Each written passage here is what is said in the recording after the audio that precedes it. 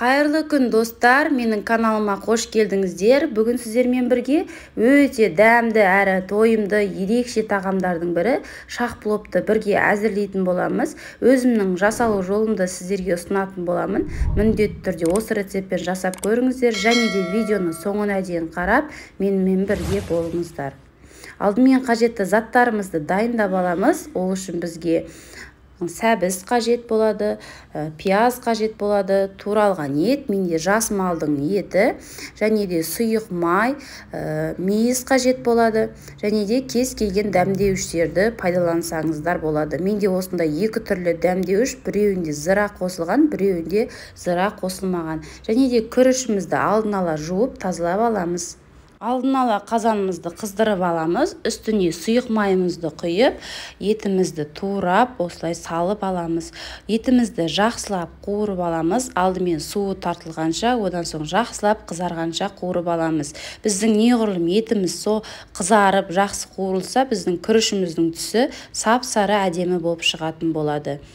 Мінекей осылай қызарып қуырылғанда үстіне пиязымызды турап саламыз. Пиязды қалауларыңызша турап салсаңыздар болады, және де қолымызбен осылай ажыратып барлығын салып, тағы да қуырып алатын боламыз. Міндетті түрде бетін жауып, бір 10-15 минуттай екеуі сарғайғанша жақсылап қуырып аламыз. Қызарып қуырылып болғаннан кейін үстіне осылай ұсақтап туралған сәбізімізді саламыз, барлығын жақсылап араластырып қуырып алатын боламыз. Енді дәміне қарай тұзымызды саламыз осы кезде, және де қалаған дәмдеуіштеріңізді қоссаңыздар болады, немесе қара бұрыш қоссаңыздар болады. Мен өзімнің жиі пайдаланатын осындай приправаларымды қосып салдым. Барлығын жақсылап араластырып, тағы да бетін жауып 5-10 минуттай қуырып алатын боламыз. Сәбізді көп қуырудың қажеті жоқ, кішкене ғана қуырып аламыз, әйтпесе сәбіздеріміз езіліп кететін болады. Енді үстіне мейізді алдын ала жуып тазалап саламыз. Барлығын жақсылап тағы бір араластырып, үстіне қайнап тұрған ыстық суымызды құямыз. Осы кезде мұқият тыңдаңыздар, салқын суды құймаңыздар, тек қана қайнап тұрған ыстық суды құйып, бетін жауып тұратындай болып, солай құйып аламыз. Барлығы қайнағаннан кейін оттың асын бәсеңдетіп, баяу отта бетін жауып, бір 20 минуттай немесе 30 минуттай қайнатып аламыз. Енді осы аралықта қамырымызды дайындаймыз. Ол үшін бізге жылы суымызға ашытқыны салып араластырамыз, және де тұзымызды салып ерігенше араластырып аламыз. Таза ыдысымызға осы сұйық массамызды құямыз. Үстіне жұмыртқаны саламыз, және алдын ала ерітілген сары майымызды құйып, барлығын бір келкі қылып араластырып алатын боламыз. Енді үстіне алдын ала електен өткізілген ұнымызды салып, қамырымызды илейтін боламыз. Толықтай құрамын описание бөліміне қалдырамын, сол жақтан қарасаңыздар болады. Және де достар, менің каналыма тіркеліп, каналыма қолдау білдіріп, лайк басып пікір қалдыруларыңызды сұраймын. Барлығын мінекей жұмсақ қылып илеп аламыз, бізге қолға жабыспайтын қамырымыз пайда болады. Енді осы қамырдың бетін жауып, бір 10-15 минутқа тындырып қоямыз. Ал оған дейін біздің етіміз қайнап, етіміз пісетін болады. Жұмсақ болып піседі.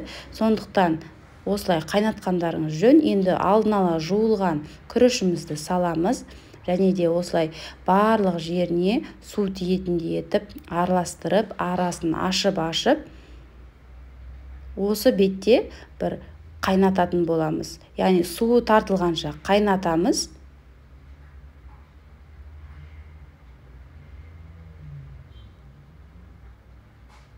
Жақсылап осылай қозғағышпен қозғаңыздар, сол кезде барлық жеріне су тиіп, күрішіміз су тимей, піспей қалмайтын болады. Бізге тек қана осылай қайнатып, бетін жауып 15 минутқа қалдырамыз. Енді оған дейін жаңағы дайын болған қамырымызды екі бөлікке бөлеміз. Біреуін сәл кішірек қыламыз, қалған екінші бөлігін үлкендеу қылатын боламыз. Енді осы үлкен бөлігін оқтаудың көмегімен жұқалап жайып алатын боламыз. Бізге ешқандай ұнның қажеті болмайды. Оқтаудың көмегімен жұқалап жайып аламыз. Енді противен ыдысымызды алдын ала дайындап аламыз. Жаңағы қамырымызды дайын болған осының үстіне қоямыз. Кейбіреулер қазанға дайындап жатады. Менде қазан болмағандықтан осылай дайындап алдым. Мінекей қамырымыз дайын болды. Енді осының үстіне бағанағы шала піскен күрішімізді жақсылап араластырып аламыз. Біздің күрішіміз бұл жерде шала піседі, толықтай піспеген болады. Енді осы күрішімізді жаңағы дайын болған қамырдың ортасына салатын боламыз.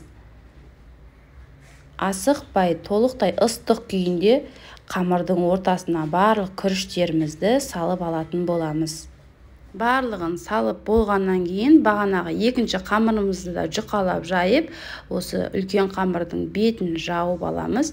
Шет-шетін осылай видеодағыдай көріп тұрғандарыңыздай барлық шетін жабыстырып шығатын боламыз.